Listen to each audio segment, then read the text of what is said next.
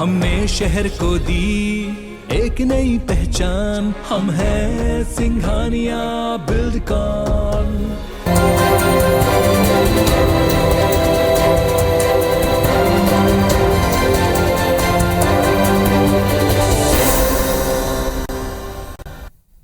नमस्कार, मैं हूं शिरीष मिश्रा। छत्तीसगढ़ की बात में आप सभी का स्वागत है।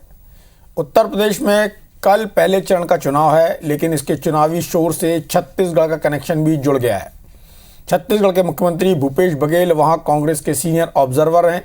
साथ ही वहां के कांग्रेस घोषणा पत्र से लेकर प्रचार तक में छत्तीसगढ़िया मॉडल खूब चर्चा में है। अब सवाल है कि क्या छत्तीसगढ़ मॉडल, जिसका जिक्र प्रियंका गांधी ने यूपी कांग्रेस के मैनिफेस्टो में किया है, ये मॉडल यूपी चुनाव में कितना अहम साबित होगा। सवाल ये भी कि क्या इसके जरिए मुख्यमंत्री भूपेश बघेल का राजनीतिक विस्तार हो रहा है। चर्चा करेंगे, लेकिन उससे पहले देखते हैं एक रिपोर्ट।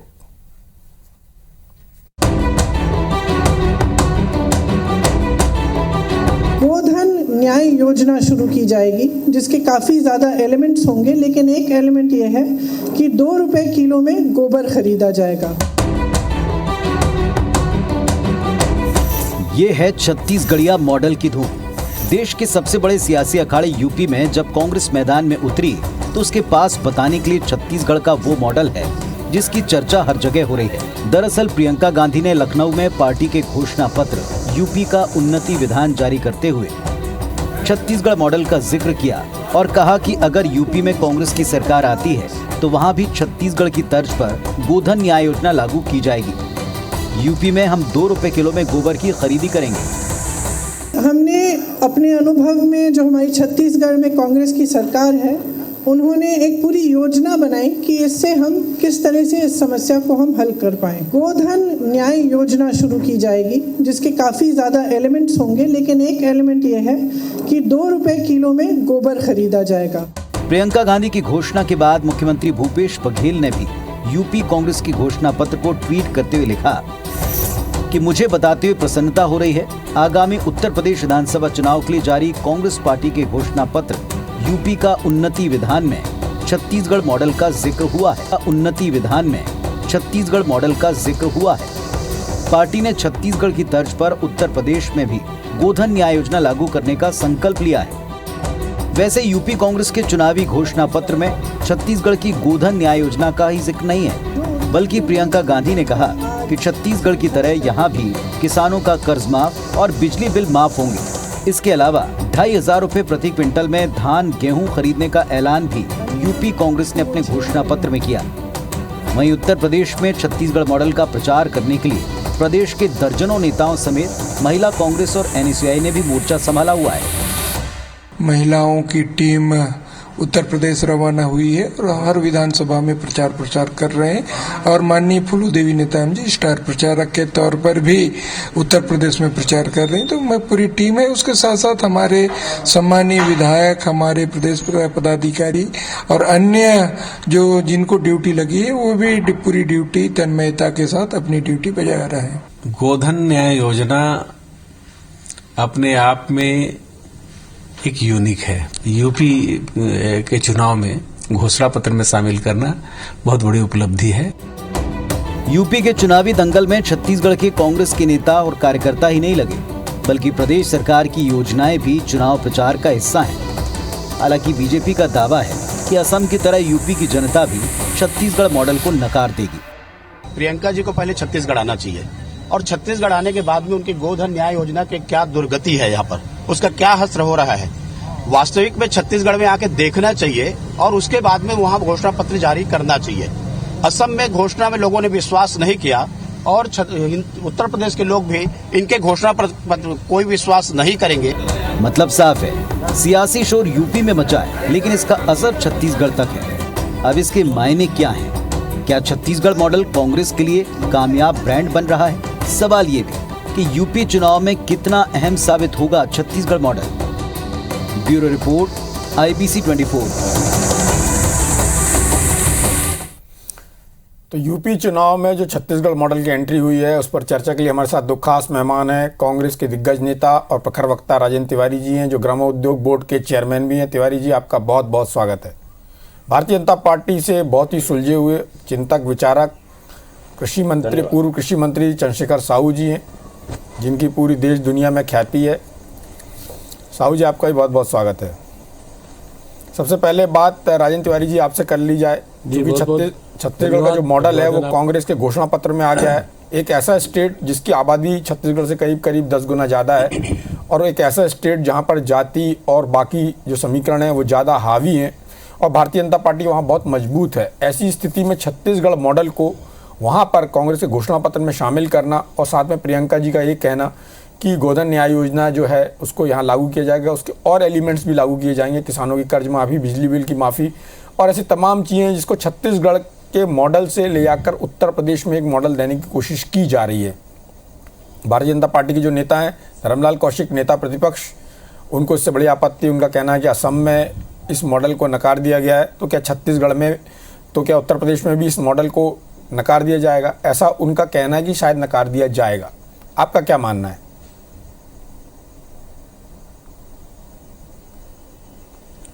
सबसे पहले तो आपको नमस्कार, आपके दर्शकों को नमस्कार, और बड़े हमारे आत्मीय साहू जी बैठे हैं, उनको भी पूरा सादर अभिवादन। और अब जो आपने बात कही है डॉक्टर मिश्र, सबसे पहली बात तो यह है कि हम छत्तीसगढ़ वासियों के लिए बड़ी प्रसन्नता की बात है।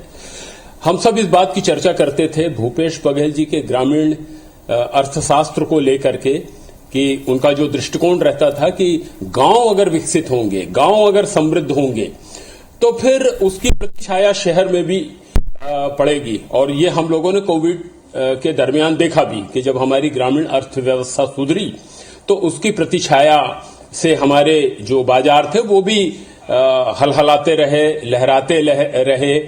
और ये जो गोधन न्याय योजना है, ये उनकी उसी विचारधारा की श्रृंखला की एक कड़ी है, जिसमें वो चाहते हैं कि ग्रामीण अर्थव्यवस्था को समृद्ध किया जाए। इसलिए ये अनूठी है। पूरे हिंदुस्तान में इस तरह की योजना पहली बार लागू हुई, जिसको देश के तमाम अर्थशास्त्रियों ने सराहा, और इसकी चर्चा विदेशों में भी हुई। ये सबसे उल्लेखनीय बात रही, और हमारे लिए गौरव की विषय है कि प्रियंका जी ने, कांग्रेस ने अपने घोषणा पत्र में इस मॉडल को शामिल किया है। सबसे पहली बात तो यह है कि गोधन न्याय योजना जिस समय लागू की गई, अब साहू जी बैठे हैं, उनकी पार्टी के लिए तो गाय माता जो है वो वोट देने का काम करती है। हमारे लिए गाय माता के साथ साथ पौष्टिक आहार के रूप में अपने दूध से हम लोगों को हृष्ट पुष्ट करने का काम करती है। और भूपेश बघेल जी ने जो ग्रामीण अर्थव्यवस्था में नया अर्थशास्त्र दिया, उसमें तो गोबर के रूप में गाय माता धन भी देती है, इस बात को सिद्ध किया उन्होंने। और उसका सुपरिणाम यह हुआ डॉक्टर मिश्र कि आज पूरे छत्तीसगढ़ में 2,09,99 हितग्राही हैं जो गोधन न्याय योजना से लाभान्वित हो रहे हैं। ये सबसे अनूठी बात है कि 61,07,000 क्विंटल गोबर की खरीदी हुई है। 7,19,000 क्विंटल हमने वर्मी खाद के रूप में बेचने का काम किया गोठानों से। गोठान की परिकल्पना भी भूपेश बघेल जी की है, और आज सौभाग्य से वो साकार रूप धारण कर चुकी है। 7,933 गोठान आज हमारे यहाँ काम कर रहे हैं, जिनके माध्यम से 57 लाख रुपए लाभांश के रूप में बांटे गए हैं। तो ये ऐसी योजना है, इस बात को वही आदमी समझ सकता है जो ग्रामीण परिवेश की विचारधारा से जुड़ा हो, गांव में जिसका उठना बैठना हो, जो किसानों के दर्द को जानता है, जो मजदूरों के दर्द को जानता है, और ग्रामीण अर्थव्यवस्था को समृद्ध करने की दिशा में सार्थक प्रयास करता है। इसीलिए तो पूरे छत्तीसगढ़ में ये अनूठी योजना गोधन के साथ साथ अभी 3,55,000 भूमिहीन मजदूरों को 7,000 रुपए प्रतिमाह देने का काम किया उन्होंने। अभी जिस दिन राहुल जी आए थे तो उन्होंने इस बात की घोषणा किया। हमारे यहाँ 11,269 युवा क्लब हैं, उनको 1-1 लाख रुपए दे करके गांव में बच्चों को कैसे रोजगार की दिशा में उन्मुख किया जाए, उस दिशा में काम किया। तो ये हम लोगों के लिए बड़े गौरव की बात है कि हम एक ऐसा मॉडल प्रस्तुत कर रहे हैं जो पूरे देश के लिए अनुकरणीय है। इसको लेकर के भारतीय जनता पार्टी के पेट में मरोड़ उठना स्वाभाविक है। और आदरणीय कौशिक जी भारतीय जनता पार्टी के बड़े नेता हैं, मैं तीखे शब्दों में उनकी आलोचना नहीं करना चाहता, मगर उनका काम है आलोचना करना। हर अच्छी चीज में उन्होंने कभी किसानों के हित की बात नहीं की।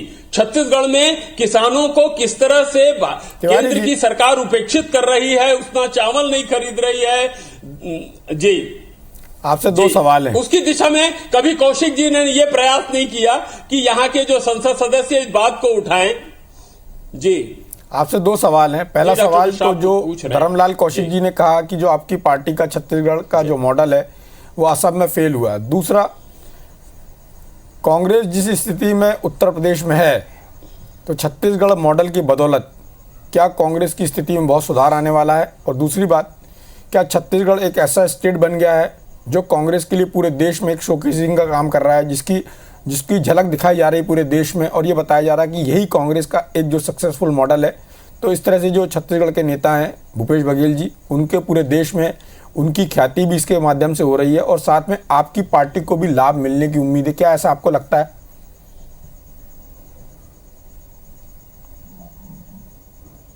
बिल्कुल ठीक बात है। सबसे पहली बात, आदरणीय कौशिक जी ने असम की बात कही। चुनाव जीतने के, चुनाव हारने के बहुत सारे कारण होते हैं। चुनाव में कोई एक फैक्टर काम नहीं करता है। हमने अपनी प्रस्तुति रखी और आसाम के चुनाव के समय हमारी ये गोधन न्याय योजना बिल्कुल शुरू प्रारंभ ही हुई थी। और सबसे बड़ी बात यह है कि चुनाव जीतने का मंत्र नहीं है, ये आत्म शुद्धि का मंत्र है। ये शुद्ध रूप से स्वांतः सुखाय की बात है, ये कि हम गरीबों की सेवा करने की दिशा में काम कर रहे हैं, हम ग्रामीण अर्थव्यवस्था को मजबूत करने की दिशा में काम कर रहे हैं। और अगर छत्तीसगढ़ के किसान इससे लाभान्वित होते हैं, 2500 रुपए में अगर उनको धान का मूल्य मिल रहा है, अगर उनके कर्ज की माफी हो रही है, अगर 3,55,000 मजदूरों को काम उनको 7,000 रुपए मिल रहा है, गोबर खरीदी के माध्यम से जैसा मैंने आपसे कहा कि 2,09,99,000 लोग लाभान्वित हो रहे हैं, तो ये मॉडल निश्चित रूप से अनुकरणीय है। इसकी कौन आलोचना करेगा? डॉक्टर मिश्र ये बताइए। ये शुद्ध रूप से ग्रामीण अर्थव्यवस्था को सुधारने का काम है और लोग समझे ना समझे, धीरे धीरे सबके समझ में आएगा। भारतीय जनता पार्टी के भी समझ में आया है, इसलिए उन्होंने इस योजना का विरोध करना बंद कर दिया है। और हालांकि हमारे बड़े गंभीर वैचारिक मतभेद हैं राष्ट्रीय स्वयंसेवक संघ के साथ में, महात्मा गांधी के मामले को लेकर के हम लोगों में, उनकी विचारधारा में जबरदस्त अंतर है। मगर इस गोधन न्याय योजना का तो वो लोग भी आकर के स्वागत किए हैं। उन्होंने भी मुख्यमंत्री को धन्यवाद दिया कि आपने एक अभिनव योजना, एक अनूठी योजना छत्तीसगढ़ को दिया है। तो अब केवल आलोचना करना है, केवल बुराई करना है तो दूसरा उद्देश्य है। और दूसरी बात यह है कि भारतीय जनता पार्टी ने अपने कार्यकाल में क्या किया, ऐसा है टांगा चलाने में और घुड़सवारी करने में बड़ा अंतर होता है। डॉक्टर मिश्र, भूपेश बघेल जी घुड़सवारी कर रहे हैं तो टांगा हाँकने वाले लोगों को तो तकलीफ होना स्वाभाविक है। उन्होंने जिस तरह से प्रदेश को चलाया है वो सब हम सबके आंखों के सामने है। और 3 साल में प्रदेश कहां से कहां पहुंचा ये भी हम देख रहे हैं।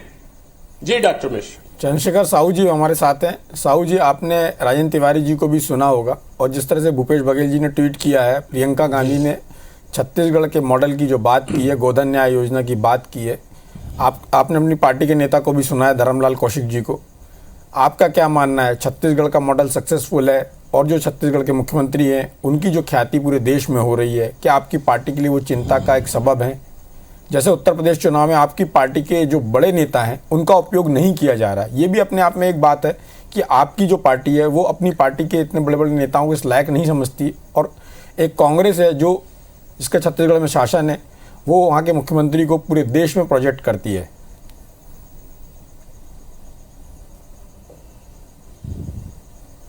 देखिए डॉक्टर सीरीज जी, आपने बहुत मौजूद सवाल किया था। बहुत मूर्धन्य वक्ता हैं, बहुत प्रखर वक्ता हैं तिवारी जी, लेकिन जहां तक ग्रामीण अर्थव्यवस्था की बात है वो भाषण अच्छा कर सकते हैं, लेकिन ग्रामीण अर्थव्यवस्था के बारीकियों को यदि उनको जानना होगा तो मेरे साथ किसी गांव में रहें। मैं उनको बहुत आदर करता हूं। खादी ग्राम उद्योग के काम वो देख रहे हैं, बहुत सोफिस्टिकेटेड उनका एक प्रकार से वक्तव्य भी रहता है। लेकिन आप देखिए डॉक्टर सीरीज जी, उत्तर प्रदेश में कांग्रेस कहीं नहीं है, सीन में ही नहीं है, दृश्य में ही नहीं है। अब वो कैसे धरातल पर उतारेगी इस योजना को, छत्तीसगढ़ मॉडल हो चाहे और कोई विषय हो।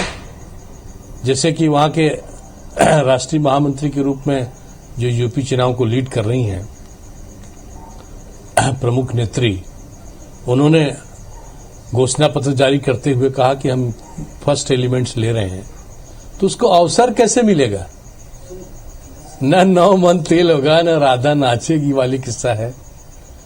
मैं असम और छत्तीसगढ़ की तुलना की बात नहीं कर रहा हूं, मैं पूरी तरीके से उत्तर प्रदेश का जो चुनावी दृश्य है उसकी बात कर रहा हूं। आप भी जानते हैं और हर कोई जानता है कि कांग्रेस वहां चौथे क्रम पर है और डबल डिजिट में आ जाए वही बहुत बड़ी बात है। आपके नेता भी स्वीकारते हैं, तो आपके घोषणा पत्र का क्या मतलब है? आप गोधन न्याय की बात कर रहे हैं, आपकी सरकार 2-3 जगह और है, कम से कम राजस्थान में तो आपकी सरकार है। वहां के मुख्यमंत्री जी, यहां एक कुम्हारी गांव है आरंग विकासखंड में, वहां स्वयं आए थे गौठान देखने, आज से 2 साल पहले वो देख कर गए हैं।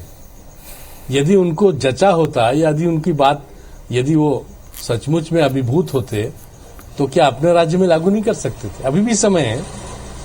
आप अपने पीठ को जितना भी थपथपा लें, आत्ममुग्ध रहें कि छत्तीसगढ़ मॉडल पूरे देश में जा रहा है, अच्छी बात है। मैं भी आपके इस आत्ममुग्ध स्थिति को अच्छा ही मानूंगा, मैं कोई आलोचना करने की दृष्टि से नहीं कह रहा हूं। लेकिन देखिए डॉक्टर सीरीज जी, आपके आंकड़े क्या कह रहे हैं? आपने कितना पेमेंट किया, कितना वो किया? तिवारी जी के पास तो पूरा आंकड़ों का एक प्रकार से मायाजाल है। लेकिन पशु संगणना जो हर 10 साल बाद होता है, उस पशु संगणना का रिपोर्ट आप मंगा लीजिए, जो सेंसस है। अब उसमें जो 90 लाख पूरे यहां पर पशुधन था, उसमें गोवंशी पशुधन की कमी क्यों आई है, इसकी चिंता होनी चाहिए। वो जो एक्सीडेंट में सड़कों में गौ माताएं रौंदी जाती है, आप जरूर बहुत सारे बातों को आपने घोषणा कर दी थी, लेकिन वो इम्प्लीमेंट क्यों नहीं हो रहा है, ये चिंता का विषय नहीं होनी चाहिए। गौ माता किसी के लिए वोट देना और वोट कबाड़ने का विषय नहीं है। राजस्थान तो पूरा गौ माता का देश है। वहां पचमेड़ा करके, पचमेड़ा में 1 लाख गौ एक साथ एक गौशाला में है, बहुत लोग जानते हैं। लेकिन आप जिस रूप में उत्तर प्रदेश को कनेक्ट कर रहे हैं, मुझे तो नहीं लगता कि इस विषय को आप वहां पर कोई चुनावी चंद्रशेखर साहू जी हिसाब से कर सकते हैं। अच्छी बात है, छत्तीसगढ़ का नाम गूंजे। बहुत लोग वहां पर बैठे हुए हैं, हमारे बहुत वरिष्ठ विधायक सत्यनारायण शर्मा जी बनारस में बैठे हैं, दूसरे लोग भी बैठे हैं, मैं भी वहां पहुंचा था। लेकिन वहां के लोगों का कहना है कि सब कांग्रेस से तो लोग वहां हट रहे हैं, भाग रहे हैं। आप जिसको सिंबाल बनाए थे, वो उसने भी कांग्रेस पार्टी छोड़ दी। आपके एमएलए और जो भी लोग स्टेब्लिश लीडर्स हैं, वो आपको छोड़कर जा रहे हैं। चंद्रशेखर साहू जी, तो आप किस बिला पर चुनाव लड़ रहे हैं? और मुझे लगता नहीं है कि आप चुनाव में कोई बहुत गंभीर रूप से वहां पर भाग ले रहे हैं। उत्तर प्रदेश, आप चुनाव प्रचार का बहुत सारे मुद्दा हो सकता है, पर्सनालिटी कल्ट को डेवलप करने में लग रहे हैं, अच्छी बात है। छत्तीसगढ़ के नेताओं को स्टेब्लिश करने का आपको अवसर है और स्टेब्लिश हो जाए। लेकिन उत्तर प्रदेश में कांग्रेस कहीं नहीं है और चंद्रशेखर साहू जी, घोषणा पत्र का कोई औचित्य दिखता नहीं है। आपको यदि गोधन चंद्रशेखर साहू जी की बात को आपको स्वीकार करना जी, तो आप राजस्थान में लागू करिए ना, आपको किसने रोका है? ये मेरा साफ तौर पर कहना है। और जहां तक यहाँ पर गौवंश के संवर्धन का सवाल है, चंद्रशेखर साहू जी, जो आंकड़े हैं, चंद्रशेखर साहू जी, गौवंशी पशुधन क्यों कम हो रहा है, ये भी आपके जी मैं 4 बार आपको बोल चुका हूँ, मेरा भी कुछ सवाल रहते हैं। हाँ, धन्यवाद सादर जी। मेरा सवाल ये है, आपने कहा कांग्रेस वहां सिंगल डिजिट में है, डबल डिजिट में आ जाए तो भी बहुत है। हाँ, बात सिंगल और डबल डिजिट की नहीं है, बात इस बात की है कि वहां पर छत्तीसगढ़ की योजना वहां पे कांग्रेस सरकार में आती है नहीं है, ये बड़ा सवाल नहीं है। कांग्रेस की वहां क्या स्थिति आपको भी मालूम है, पहले क्या स्थिति थी, चुनाव के बाद क्या स्थिति होगी किसी को नहीं मालूम। रही बात पार्टी के नेताओं के छोड़ने की, तो चुनाव के पहले जो 2018 का छत्तीसगढ़ में चुनाव हुआ, कांग्रेस के कई नेता छोड़ के भारतीय जनता पार्टी में गए, और आपकी पार्टी का क्या हश्र हुआ। 2003 में आपकी पार्टी को छोड़ के जो नेता गए, उसके बाद आपकी पार्टी सरकार में आई। तो राजनीति में आना जाना तो चलता रहता है, लेकिन जो बात आप कर रहे हैं कि छत्तीसगढ़ के मॉडल को लेके कि राजस्थान ने क्यों लागू नहीं किया, उन्होंने हो सकता अपने राज्य की परिस्थिति के हिसाब से उसका आंकलन किया होगा। ब्रेक पर जाने से पहले चंद्रशेखर साहू जी छत्तीसगढ़ के जो गोधन न्याय योजना है उसके मॉडल की सफलता के बारे में बता रहे थे, और साथ में उत्तर प्रदेश में कांग्रेस की क्या स्थिति उस पर चर्चा कर रहे थे। साहू जी, आपसे एक सवाल है, लेकिन छोटा सा उत्तर चाहूँगा।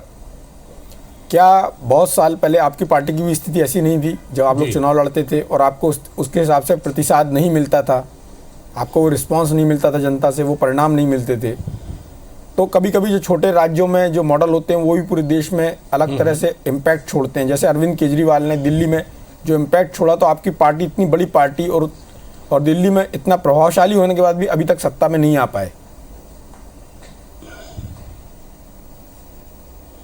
जी, तो डॉक्टर सीरीज जी, आपने जो प्रश्न किया हमारे बहुत मूर्धन्य नेता से, उसका जवाब नहीं, रिलेवेंट बात हुई नहीं। तो वही बात मैं कह रहा था कि आप चुनाव में यदि इस मॉडल को बहुत अच्छा मानते हैं तो चुनाव में दांव क्यों फेंक रहे हैं? आप वहां पर चुनाव में कुछ हासिल नहीं होगा, आप कहेंगे कि छत्तीसगढ़ मॉडल फेल हो गया क्या? तो कम से कम इससे बचिए, मेरा कहना ये। आप बहुत ज्यादा आत्ममुग्ध होकर यदि बात करेंगे तो उसका भी कोई औचित्य दिखता नहीं है। और इसीलिए मैंने कहा, बेसिक सवाल उठाया कि गौवंश के संख्या में प्रति वर्ष प्रतिदिन जो कमी आ रही है वो क्या चिंता का विषय नहीं होना चाहिए?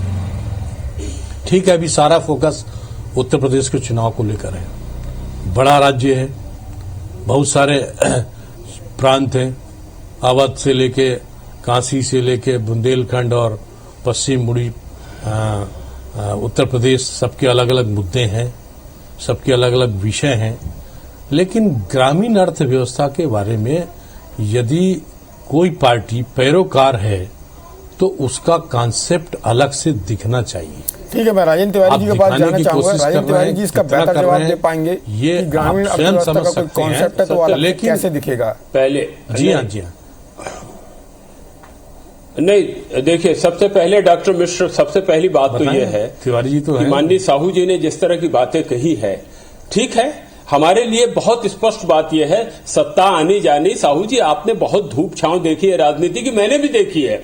77 में इंदिरा जी की जिस तरह की पराजय हम लोगों ने देखी है और जिस तरह से उनको उभरते हुए ये भी देखा है, और 2 सीट से आपको आज सत्ता में आते हुए भी देखा है। तो ये राजनीति का ये चलता रहता है। आपके पार्टी के दृष्टिकोण में और हमारे दृष्टिकोण में थोड़ा बुनियादी अंतर है। हमारे लिए तो अगर उद्देश्य पवित्र है तो वो साधन भी पवित्र होने चाहिए।